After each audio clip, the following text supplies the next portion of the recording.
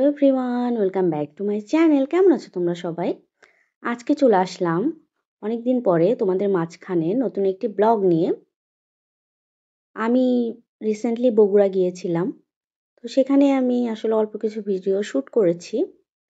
তো সেগুলোই তোমাদের সাথে শেয়ার করছি। আমি কিন্তু বাসায়ও এসে গেছি ঢাকায়। তো এই ভিডিওগুলো আমার আগে করা ছিল। আমি তো গিয়েছিলাম 3 দিনের জন্য, কিন্তু থেকে আসলাম 10-12 দিনের মতো। আসলে বাড়ি গেলে সহজে আসতে ইচ্ছা করে না।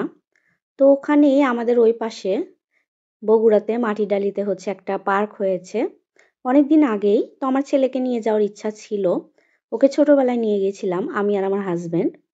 তো আজকে ওইদিকে একটা কাজ থাকার কারণে আমি আর মা গিয়েছিলাম ওখানে। তো সেখান থেকেই ভাবলাম যে আমার ছেলেকে ঘুরিয়ে নিয়ে আসি, ও অনেক মজা পাবে যেহেতু এখন বড় হয়ে গেছে। তো এই যে, তো অনেক দিন আগে এসেছিলাম। এই পার্কটা হচ্ছে এমনি হাঁটাহাঁটি করার জন্য, আর বাচ্চাদের কিছু খেলনা আছে। এই যে দেখো মোটর বাইক, তারপরে বাচ্চাদের ছোট ছোট কারের মতো দোলনা আছে, বিভিন্ন রাইড আছে, ছোটখাটো আর কি, বাচ্চাদের জন্য ভালোই। তো আছে মোটামুটি, আমার কাছে মোটামুটি লেগেছে, অত বেশি ভালো না। যেহেতু এটা হচ্ছে মমই নিকো পার্ক, মাটিডাইতে মমইন হোটেলের পাশে মেবি। তো ওখানে এই যে এগুলোতে ও উঠবে, এই যে মেয়ের দেখে ও উঠতে চাচ্ছিল। তো পরে কিন্তু এই যে আমি টিকিট কেটেছি, তারপরে আর থাকবে না ও। মানে ছোট বাচ্চার মতি গতি আসলে কিছুই বোঝা যায় না। ওর দেখে ও চড়তে চাইলো, আর হচ্ছে পরে আবার টিকিট কাটার পর ও আর থাকবে না। এই দেখো, এমনি বলি যে আমার ছেলেটা খুব চঞ্চল। এই যে দেখো, ও থাকবে না, আমার মা জোর করে ধরে রেখেছে, যে নামতে চাচ্ছিল শুধু। আবার আমি ডাকছিলাম যে বাবা এদিকে আসো, ও ভেবেছে এই দিক দিয়েও নামা যায়। মানে এখন আর ও থাকবে না, কখন যে কি করে তার কোনো ঠিক নেই,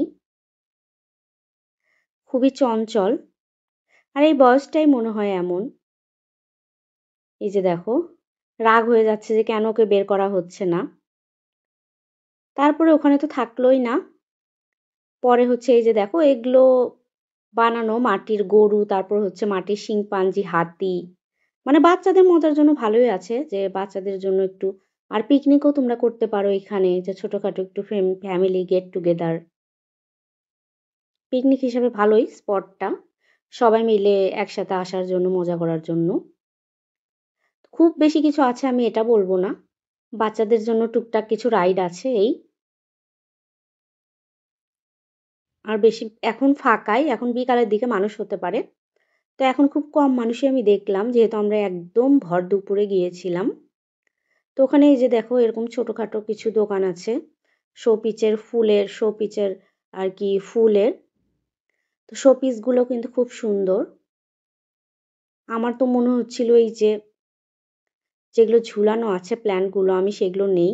এই যে এগুলো বিভিন্ন পাতার। তো পরে আর নেইনি, কারণ ওদের ওখানে অনেক দাম বেশি। কমপক্ষে বাইরের থেকে 100 থেকে 150 টাকা তো অনেক মানে বেশি ওখানে। বাইরে মানে এগুলো অনেক কম দামেই পাওয়া যায়। তো ওখানে দেখলাম যে 50-100 বেশি। তো আমি আর নেইনি। আমার মা তো বললো যে নিবি নাকি, কারণ মায়েদের মন তো জানোই, জানেই যে মেয়ে এরকম পছন্দ করে, সাজাতে পছন্দ করে। তো আমি বললাম যে আমি আর নিব না, কারণ পরে আবার ওর জন্য আমরা ফিশিং গেম দেখছিলাম। তো সবগুলোই দেখছি যে দাম বেশি যাচ্ছে, তো ভাবলাম যে বাইরে থেকেই নিব, এখান থেকে আর নিব না। তো এখানে এই যে একটা ঝর্ণার মতো, ঝর্ণাটা যদিও বা এখন চলছে না, বন্ধ আছে। তো এখানে সবকিছুর ভেতর ঢুকতে গেলেই টিকিট, সেটা হোক দেখার বা না দেখার। তারপরে এই যে দেখো, ছোট ছোট দোকান আছে, আমার ছেলের জন্য বিভিন্ন কিছু দেখছিলাম। তো এগুলো সবই আছে, অত বেশি আমার ভালোও লাগেনি। তো এই যে দেখো, দুই পাশেই কিন্তু দোকান আছে বিভিন্ন। এই যে ফেক ফুলের, এই যে শিংপাঞ্জিকে দেখো, এগুলোই করা ছিল।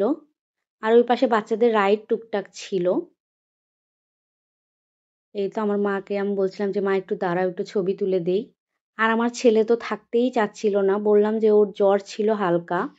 তো ওই অবস্থায় যেহেতু গিয়েছিলাম, কাজটা খুব জরুরি ছিল, তোর জ্বর ছিল, সর্দি ছিল। তো তো ও তো থাকতেই চাচ্ছিল না, বারবার বিরক্ত করছিল যে চলে যাবে। আর এই যে আমার ছেলে সবচেয়ে বেশি খুশি হয়েছে এই রাইডটাতে চড়ে, ওর দিদিমাকে নিয়ে উঠেছে। আমারও খুব ভাল লেগেছে, আমি উঠতে চেয়েছিলাম, ভাবলাম যে একটু ভিডিও করি, ওদের মজাটাই দেখতে আমার বেশি ভালো লাগছিল। এই তো আমার ছেলে খুব আনন্দ পেয়েছে এটাতে উঠে। কেউ ছিল না, শুধু ওরা দুইজনই। দেখো, আমার মা তো চরম খুশি হয়েছে নাতিকে নিয়ে একসাথে রাইডে উঠে।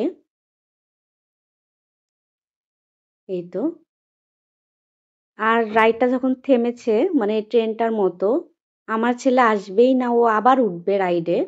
ও ভেবেছে কেন থামলো, বারবার তো এটা চলে। আর আমরাও ছোটবেলায় কত চড়েছি এরকম, খুব মজা লাগতো। এখন আর ওই রকম লাগে না, বাচ্চাকেই দেখে বেশি ভালো লাগছে যে ও আনন্দ পেয়েছে। আমার আবার রাইড টাইড এগুলো অত ভালো লাগে না। এই রাইডগুলো ভালো, কিন্তু যেগুলো হচ্ছে বেশি রিস্কি আর কি, অনেকে হচ্ছে রাইড খুব পছন্দ করে। আমার কিন্তু নাগরদোলায় উঠলে মাথা ঘোরে। আমার হচ্ছে এই এই সমস্যা, আমি রাইড খুব ভয় পাই আসলে, আমার মাথা ঘোরে। তো এই যে শেষ হলো অবশেষে এই রাইডটা। অনেকবারই ঘোরায়, ভালোই ছিল। 50 টাকা টিকিট নিয়েছিল। আরও এই পাশে টুকিটাকি কিছু রাইড ছিল, ওগুলো তো আর ওঠেনিও, কারণ সব কিছুতে তো গার্জেন নিয়ে ওঠা যায় না। তো একা আর ওঠেনি। তারপরে এসেছিলাম এই নদীর পাড়ে, করতোয়া নদীর পাড়ে। এর ভেতরেই যেহেতু, এই পার্কের সাথেই করতোয়া নদী, খুব সুন্দর বাঁশের ব্রিজ করা। তো এখানে আমি এসেছিলাম যে ছোট ছোট টেবিলের মতো, চেয়ারের মতো করা, যে বিভিন্ন কিছু, আমার বাচ্চাটা ক্ষুধা লেগেছে তো ভাবলাম যে ওকে কিছু খাওয়াই।